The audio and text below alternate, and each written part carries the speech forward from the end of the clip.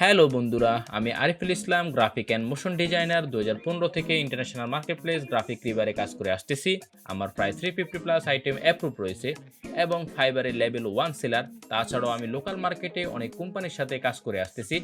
গত 5 বছরের experience continue share করব টেক একাডেমির মাধ্যমে।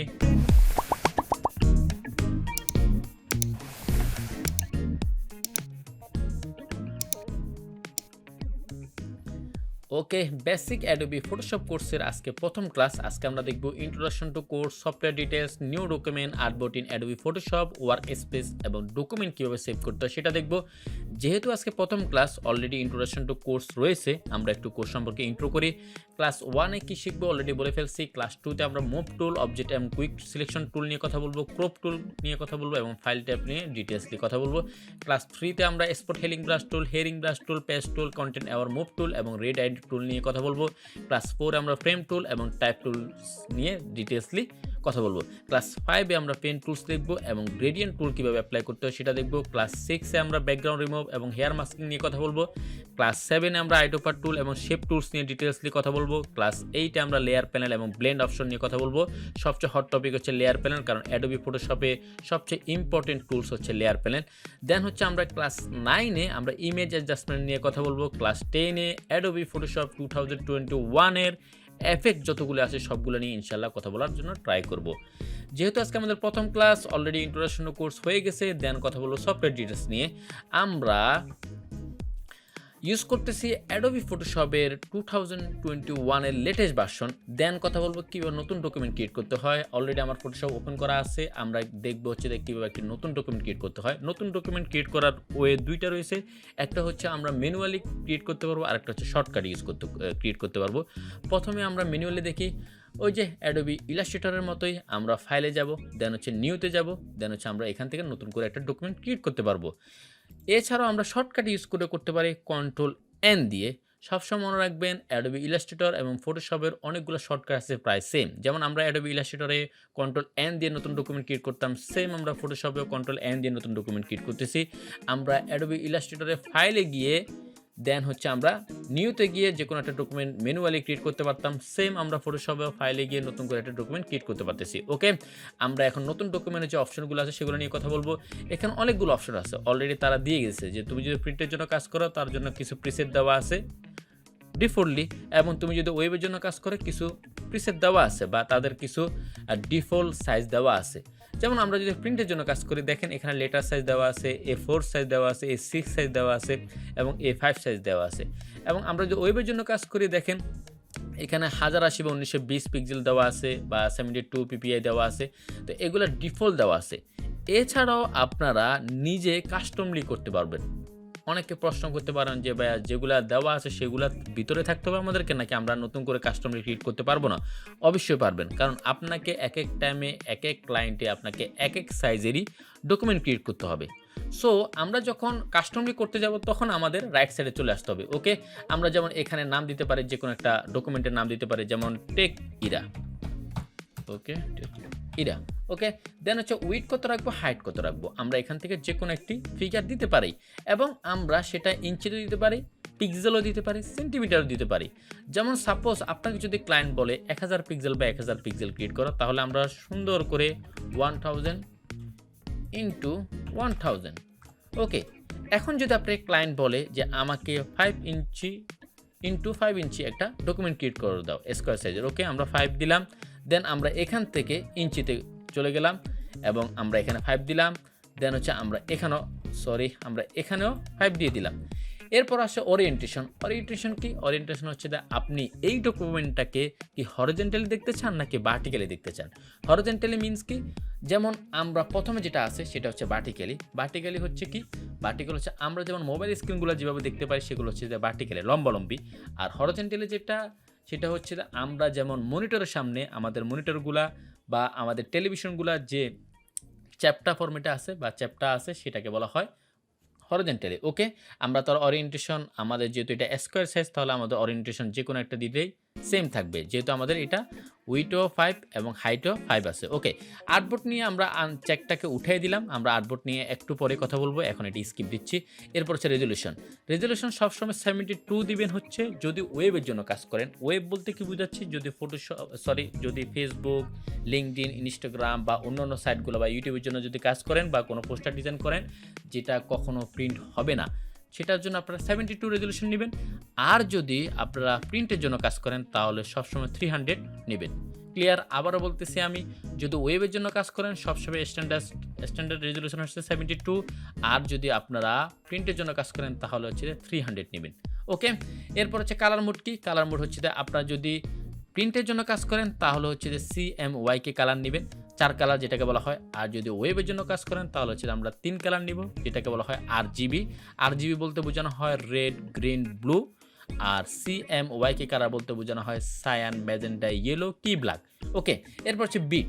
বিটটা হচ্ছে আপনি যদি ওয়েবের জন্য কাজ করেন তাহলে 8 বিটে থাকেন, আর যদি প্রিন্টের জন্য কাজ করেন তখনও 8 বিটে থাকতে পারেন। যদি বিট বাড়ান তাহলে আপনার ডকুমেন্টটার যে কালারগুলো আলো ক্লিয়ার হবে, আপনার রেজোলিউশন আরও বাড়বে। সো 8 বিট হচ্ছে স্ট্যান্ডার্ড। আর যদি বাড়াতে থাকেন 16 বা 32-এ যেতে চান তাহলে যেতে পারেন, নো প্রবলেম।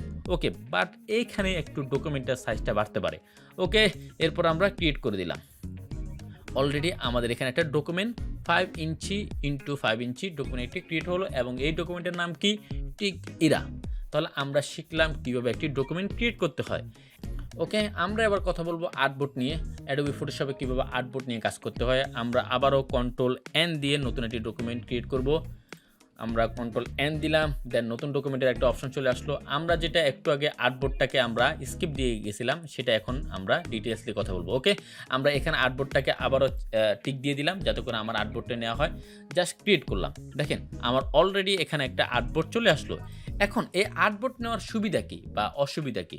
আমরা আর্টবোর্ড নিতে পারলে একটা ডকুমেন্টের ভিতরে অনেকগুলো আর্টবোর্ড হবে। যেমন দেখেন আমি আর্টবোর্ড থাকা অবস্থায় এখানে অনেকগুলো প্লাস চিহ্ন পাচ্ছি। অবশ্যই আপনাকে আর্টবোর্ড টুলসে থাকতে হবে, সিলেক্ট থাকতে হবে। মুভ টুলে থাকলে হবে না, আমাকে আর্টবোর্ড টুল সিলেক্ট থাকতে হবে। ওকে, যেমন দেখেন আমি প্লাস আইকন করলাম আর একটা আর্টবোর্ড চলে আসলো।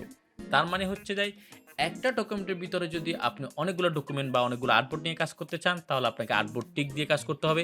আর যদি বলেন যে না, আমি শুধুমাত্র একটা ডকুমেন্টে একটাই আর্টবোর্ড থাকবে, মানে একটা ডকুমেন্টে আর কোনো আমি আর্টবোর্ড নিতে চাই না বা ডকুমেন্ট নিতে চাই না, তাহলে আমি ওইখানে আর্টবোর্ডটাকে টিক রাখবো না। আমরা ওয়ার্ক স্পেস নিয়ে কথা বলবো। ওয়ার্ক স্পেস মূলত কি? যারা অ্যাডোবি ইলাস্ট্রেটরের বেসিক কোর্সটা দেখে আসছেন তারা অলরেডি বুঝে ফেলছেন। সেম একই, অ্যাডোবি ইলাস্ট্রেটর যেটা ফটোশপের সেম একই। আমরা যে স্ক্রিনটা দেখতে পাচ্ছি বা যে ইউআইটা দেখতে পাচ্ছি সেটাকে বলা হয় ওয়ার্ক স্পেস, মানে আমি যেখানে কাজ করতেছি সেটাকে বলা হয় ওয়ার্ক স্পেস। তো আমরা আজকে কথা বলবো অ্যাডোবি ফটোশপের ওয়ার্ক স্পেস নিয়ে। আমরা উপরে দেখতে পাচ্ছি file, edit, image, layer, type, select, filter, 3D view, Windows, help, এটাকে বলা হয় মেনু বার। আর নিচে যেটা দেখতে পাচ্ছি সেটা বলা হয় সাব মেনু বার। যখন এটা চেঞ্জ হবে কখন? যদি আপনি টুলস, যেমন সাপোজ আপনি টাইপ টুল চুজ করলেন, তখন দেখেন এখানে আপনার সাব মেনু বার চেঞ্জ হয়ে যাচ্ছে। আবার আপনি মুভ টুলে যাচ্ছেন তখন কিন্তু সাব মেনু বারগুলো চেঞ্জ হয়ে যাচ্ছে। আবার এটাকে বলা হয় টুলস প্যানেল, আর এটাকে বলা হয় লেয়ার প্যানেল। আবার এগুলাকে বলা হয় বিভিন্ন এফেক্টের বা বিভিন্ন প্যানেল বলা হয়। যেমন আমি এখানে এগুলাকে কাস্টমাইজ করতে পারি। যেমন আমি যদি এখন এখান থেকে এই প্যানেলটাকে রিমুভ করতে চাই, যেমন প্যারাগ্রাফকে আমি রিমুভ করতে চাই, জাস্ট আমি এখান থেকে close tab the group, paragraph এখান থেকে রিমুভ হয়ে গেল। এখন যদি আমি প্যারাগ্রাফকে নিয়ে আসতে চাই বা যে কোনো একটা প্যানেলকে নিয়ে আসতে চাই, সেটা সুন্দর করে উইন্ডো থেকে আমরা প্যারাগ্রাফ প্যানেলটা নিয়ে আসতে পারবো। যেমন এখানে প্যারাগ্রাফ, এই যে নিয়ে আসলাম। আবার এইটাকে যদি আপনি রাইট সাইডে না দেখতে চান, যদি বলেন যে আমি লেফট সাইডে দেখতে চাই, তাহলে সেটাও নিয়ে আসতে পারেন। জাস্ট করে ড্রাগ করে নিয়ে আসবেন এখানে। ক্লিয়ার?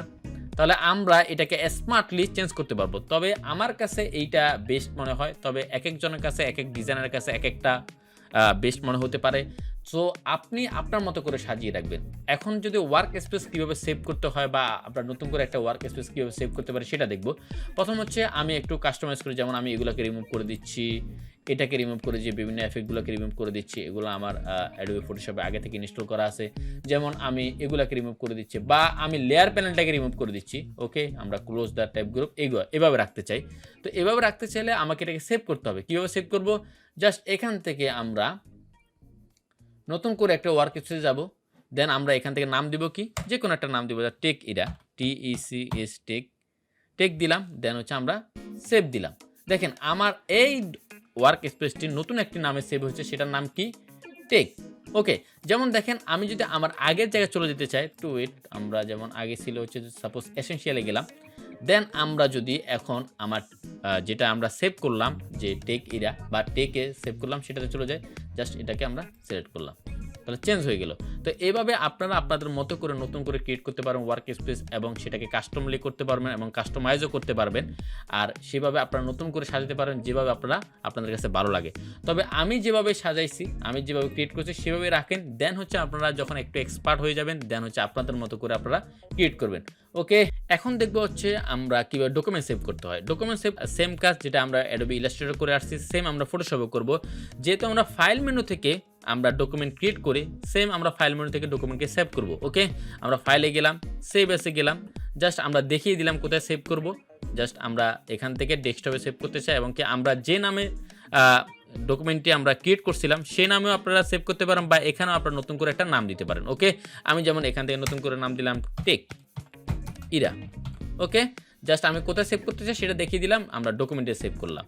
কি ফরম্যাটে সেটা ফটোশপ। ইনশাআল্লাহ আমরা নেক্সট ক্লাসে এখানে যে ফরম্যাটগুলো আছে যেগুলো আমাদের জন্য ইম্পর্টেন্ট এজ এ ডিজাইনার হিসেবে আমরা এগুলো নিয়ে ডিটেলসলি কথা বলবো ক্লাস 2-তে। ওকে, আজকে আমরা দেখলাম শুধুমাত্র কিভাবে ফটোশপে ডকুমেন্ট সেভ করতে হয়। ওকে, জাস্ট সেভ দিলাম, জাস্ট একটু ডেস্কটপ সিলেক্ট করলাম, জাস্ট আমরা সেভ দিলাম। অলরেডি এরকম একটা ফাইল অলরেডি আছে এই নামে। সো আমরা একটু নামটা চেঞ্জ করে দিই।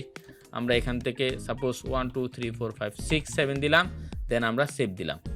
ওকে, তাহলে আমার ডকুমেন্টটি সেভ হয়ে গেল। আজকে আমরা টোটাল দেখলাম হচ্ছে এই কোর্স সম্পর্কে ইন্ট্রো করলাম, দেন হচ্ছে সফটওয়্যার ডিটেলস নিয়ে কথা বললাম, নতুন ডকুমেন্ট কীভাবে ক্রিয়েট করতে হয় সেটাও দেখলাম, আমরা অ্যাডোবি ফটোশপে কীভাবে আর্টবোর্ড নিয়ে কাজ করতে হয় সেটাও দেখলাম, এবং আর্টবোর্ড কীভাবে রিমুভ করে কীভাবে অ্যাড করে সেটাও দেখলাম।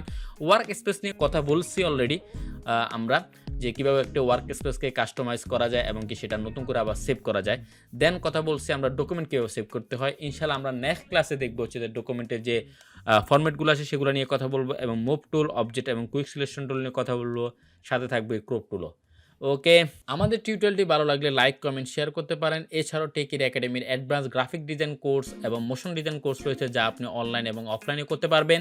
তাছাড়াও techeraacademy ফেসবুক পেজ এবং কমিউনিটি গ্রুপ রয়েছে যেখানে অনেক রিসোর্স শেয়ার করা হয়। ডিসক্রিপশনে লিঙ্ক শেয়ার করা হয়েছে।